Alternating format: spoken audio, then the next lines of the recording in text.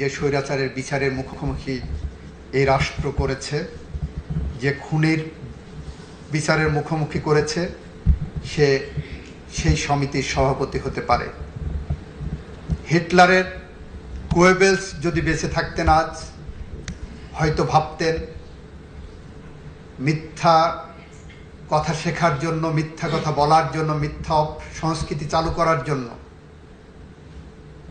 PhD করার প্রয়োজন।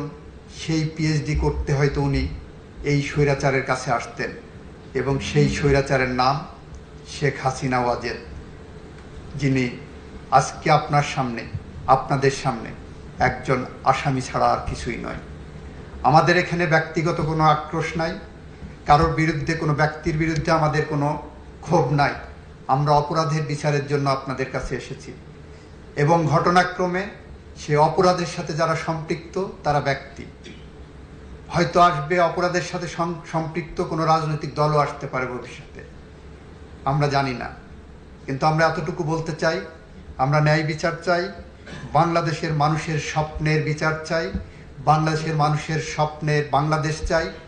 যে বাংলাদেশ যদি আমরা গড়তে ব্যর্থ হই, তাহলে কবি হেলাল হাফিজের ভাষায় আমরা উত্তর পুরুষের ভীরু কাপুরুষের উপমা হয়ে থাকব।